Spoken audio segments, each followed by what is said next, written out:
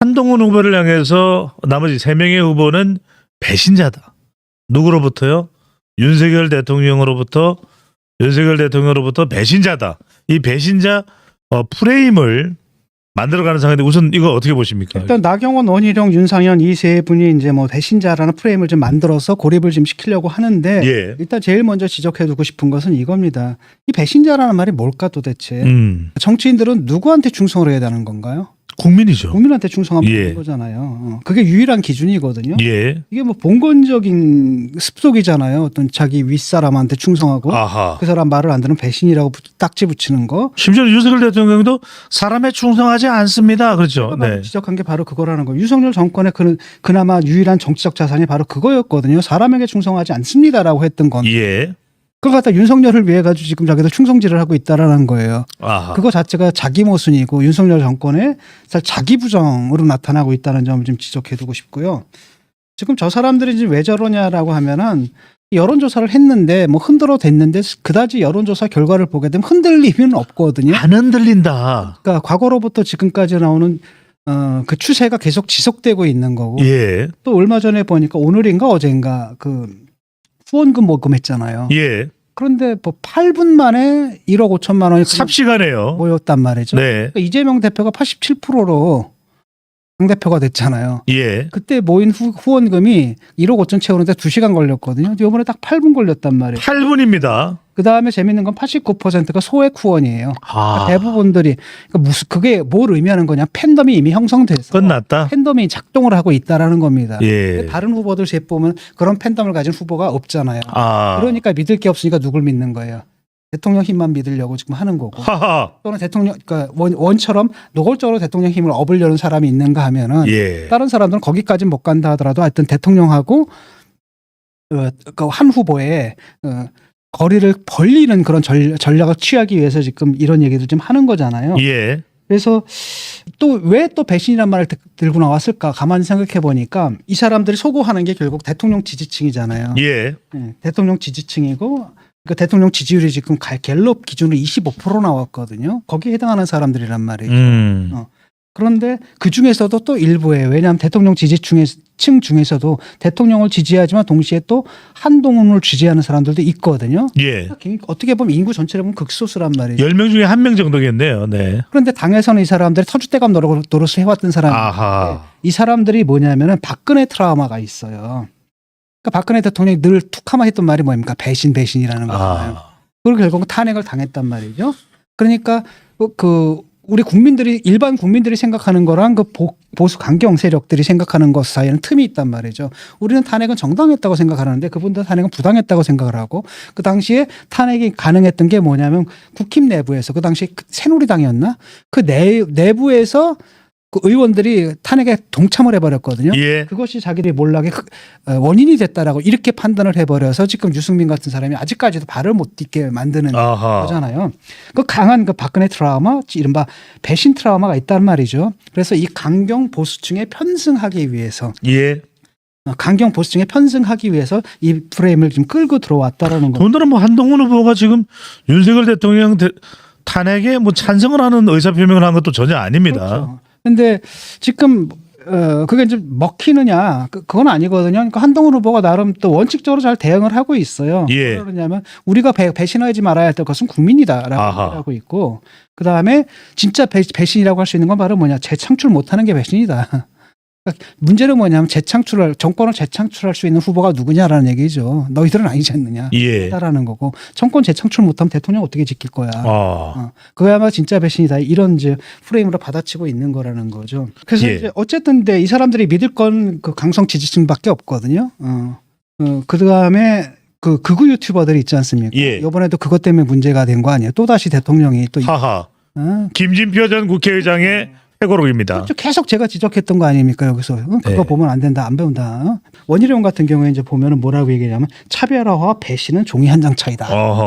너는 차별화하는 게 아니라 배신한 거다. 이렇게 이제 공격을 하는 거고. 근데 문제는 뭐냐면 이게 또 먹히느냐라면 먹힐 수가 없는 게 박근혜 탄핵에 찬성했던 사람이거든요. 예. 자신이 그 배신자란 말이죠. 자신의 논리에 따르면은. 그러니까 그 다음에는 당을 또 탈당까지 했었던 사람 아니에요. 그래서 무소속으로 제주지사 나가기도 하고 예. 그런 사람이란 말이죠. 그래 당시에 당을 떠날 수도 있다. 뭐 민주당으로 그 점을 지적을 했습니다. 한동훈 민주당으로 예. 갈 수도 있다라고 이제 얘기까지 했던 사람이란 말이죠. 2018년입니다. 네. 그다음에 당시에도 2016년에 뭐라 그러냐면 그 박근혜에 대한 탄핵 소추 해야 된다. 그다음 심지어는 못 가지 박근혜 대통령 나가라고 탈당까지 요구했던 그 사람이란 말이죠. 예. 그 사람이 와가지고 배신의 정치 안 된다, 배신의 정치 안 아. 된다라고 하니까 황당하다라는 겁니다. 그래서 원희룡 후보가 이번에 굉장히 큰 자기 정치적 자산을 까먹은 거예요. 하하. 그 전까지만 해도 뭐라 하냐면 온건 합리주의적인 보수였거든. 예. 온건 합리적인 보수. 이른바 남원정으로 대표가 됐었죠. 온건 그랬는데 지금은 이렇게 돼버렸다는 거예요. 그러니까 아. 자기 부정을 해버린 거잖아요. 그렇다고 예. 하면 이 사람 정치 철학이 있는 건가 의심하게 되는 거거든요. 때에 따라서 이 말을 하다가 때에 따라서는 180도 달라지는 말을 해. 그럼 이 사람들은 상수는 뭐예요? 예. 상수라는 것은 그 사람이 옛날에 했던 말은 상수가 아니다라는 겁니다. 그런 하하. 상수가 있으니까. 상수라는 건 뭐예요? 그때 나한테 필요한 거 아. 입장을 바꿀 수도 있다라는 이 기회주의 이게 이제 정치 철학의 상수다. 카멜레온인가요? 그렇죠. 그게 이제 이번에 입증이 돼 버린 거거든요. 그 다음에 이제 나경원 같은 경우는 뭐라고 그랬냐면 네. 특정인에 대한 배신이 국민을 위한 배신이 아니라 사익을 위한 배신이라면 그것은 다른 차원이다. 이 사람들 일단은 배신 프레임도 갖고 동참을 있고요. 했습니다. 네. 윤상현 의원은 좀 달라요. 양비론이거든요. 둘 다 안 된다라는 겁니다. 둘 다 안 된다라고 예. 있거든요. 쉽게 말하면은 한동훈 당대표가 될 경우에 윤 대통령의 탈당을 배제할 수 없다. 대통령 탈당론을 좀 얘기하고 있는 거고. 하하. 그다음에 미래 권력과 현재 권력의 충돌은 누가 당대표가 되든 엄청난 뭘 낳을 것이다. 후유증을 낳을 것이다. 여기서 그렇다면 누굽니까? 미래 권력 누구예요? 둘이거든. 하나는 한동훈이고 또 하나는 누굽니까? 대선 후보로 출마할 의사가 있는 원희룡이라는 거죠. 예. 대선 후보 나올 사람들이 당대표 나와서는 안 된다. 안 된다라고 양비론 쪽으로 가고 있는 거고. 근데 이제 문제는 뭐냐면 이 후보들 사이에서 이제 어떤 그 선을 그어야 되잖아요. 예. 라인을 그어야 되는데 그 라인이 보이는 건 그래도 지금 한동훈밖에 없지 않는가. 왜냐하면 총선의 민심이라는 게 뭐예요? 핵심적인 게 당정 관계 구축이라는 거예요. 예. 당정 관계 구축인데, 그러니까 정상적인 당정 관계 구축 또는 그 수직적인 당정 관계를 수평적인 당정 관계로 정상화하는 과제. 이게 이제 총선 민심을 받아 안아야 되는 거죠. 민심을. 그런데 이것에 대해서 유일하게 호응하는 게 이제 한이라는 거예요. 그리고 원 같은 경우는 그 반대편에 서 있다라는 겁니다. 예. 당정 일체론을 가지고 중간에 그 다음에 나와 그 윤상현 같은 경우는 애매모호한 입장을 좀 취하고 그래서 지금 대립 선언이 거져 있는데, 그러니까 아젠다라는 관점에서 그 총선 민심이 설정한 그 아젠다에 이제 부합하는 그런 선거 운동을 하는 것은 일단 한동훈밖에 없는 거죠. 예. 그리고 원희룡은 좀 거꾸로 간다는 느낌들이 있는 거고, 그다음에 나나 윤상현 의원 같은 경우에는 이것도 아니고 저것도 아니고 도대체 뭔지 잘 모르겠는 애매모호한 스탠스를 좀 취하고 있는 거죠. 예. 비전 발표회 있지 않습니까? 비전 발표했을 때 이 사람들의 라인들을 좀 보자라는 거죠. 어떤 비전을 갖고 있는지. 지금 싸우는 건 뭐 어쩔 수 없어요. 뭐 예. 그러니까 후보 경선이 되면은 온갖 또 네거티브 치고받고. 마타도에다 막 그건 어느 선거에서나 다 그렇단 말이죠. 예. 불과가 뭐냐면 비전이 있느냐, 아하. 어떤 비전을 놓고 거기에 대해 얘기가 되느냐 안 되느냐. 자기 목소리를 내느냐. 그거에 대해서 이제 오늘 비전 발표를 그래서 제가 주의 깊게 봤는데, 예.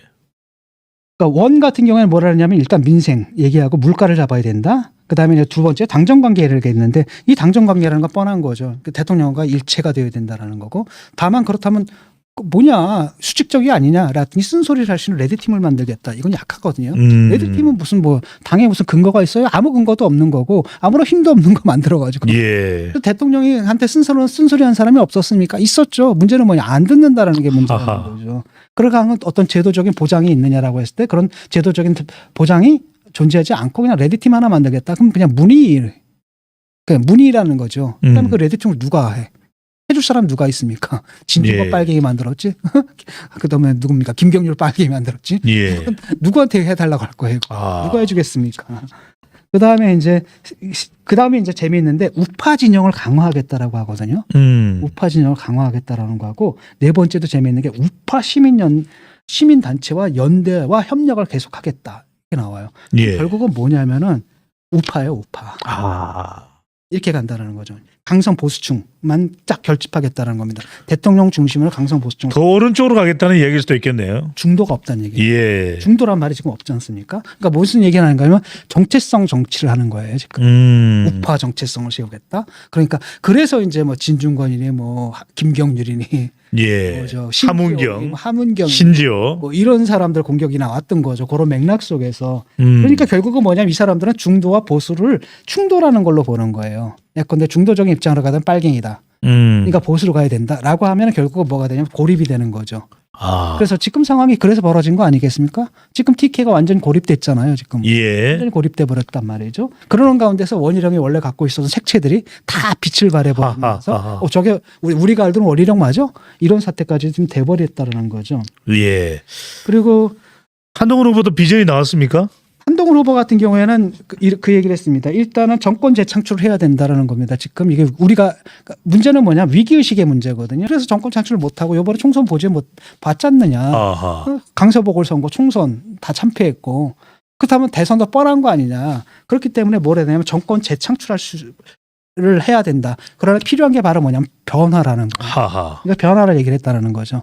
그러니까 사실 국민들이 가장 변화 총선을 통해서 경고를 줬던 건 바로 뭡니까? 뭐 하라는 거예요. 너희들 변화라고 줬단 말이죠. 이길 수 있는 정당이 되라. 그 변화에 대한 메시지를 먼저 들고 나왔고요.